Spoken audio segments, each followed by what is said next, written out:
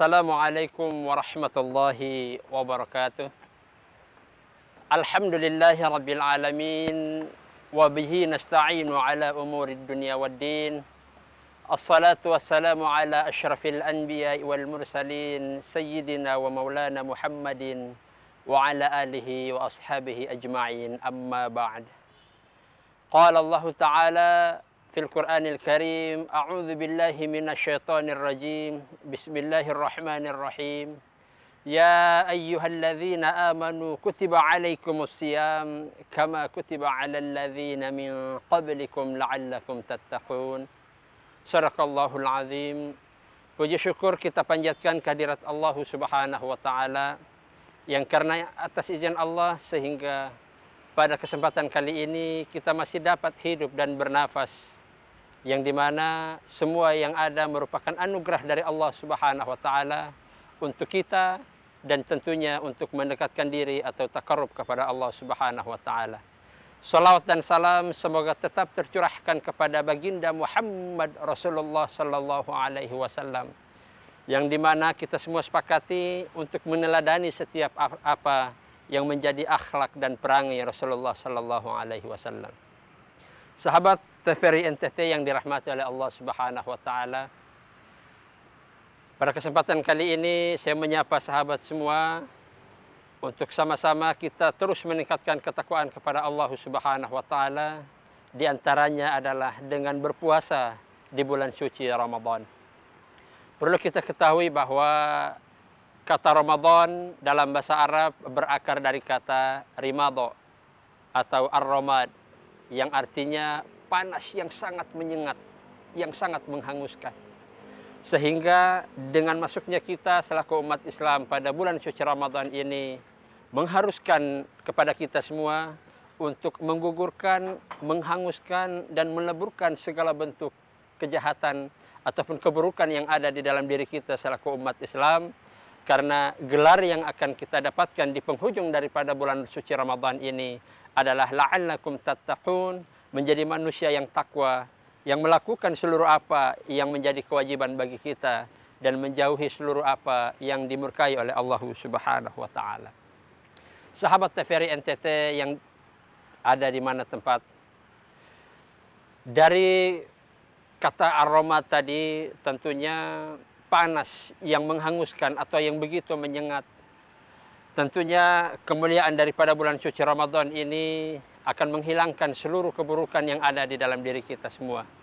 Maka dari itu, puasa yang diwajibkan dalam bulan suci Ramadan ini tentunya bukan tanpa alasan dari Allah Subhanahu wa Ta'ala.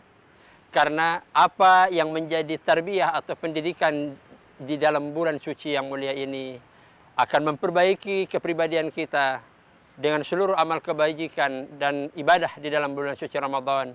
Insya Allah kita akan kembali pada fitrahnya manusia. Kullu mauludin yuladu alal fitrah. Setiap yang dilahirkan dalam keadaan suci. Sahabat TVRI NTT dimanapun berada, Allah berfirman dalam surah Al-Baqarah ayat 183, Bismillahirrahmanirrahim, Ya ayyuhalladzina amanu kutiba alaikumusiyam kama kutiba alal ladzina min qablikum la'allakum tattaqun. Puasa di bulan suci Ramadan tentunya merupakan sebuah refleksi dan renungan bagi kita semua untuk menapaktilasi setiap apa yang menjadi peribadatan di masa-masa lampau yang dilakukan oleh para nabi dan rasul terdahulu beserta umatnya atau pengikutnya yang takwa. Maka dari itu, kewajiban puasa ini tidak hanya menjadi kewajiban bagi kita selaku umat Rasulullah, tetapi sudah menjadi kewajiban bagi umat-umat dan para nabi dan rasul terdahulu.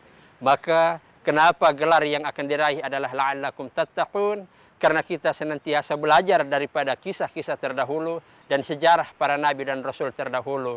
Dan akhir daripada peribadatan kita adalah gelar takwa yang langsung diberikan oleh Allah Subhanahu wa Ta'ala. Hadirin sahabat TVRI NTT dimanapun berada, inti daripada kehidupan ini adalah wa ma khalaqtul jinna wal insa illa liya'budun. Semata-mata karena hanya untuk beribadah kepada Allah Subhanahu wa Ta'ala.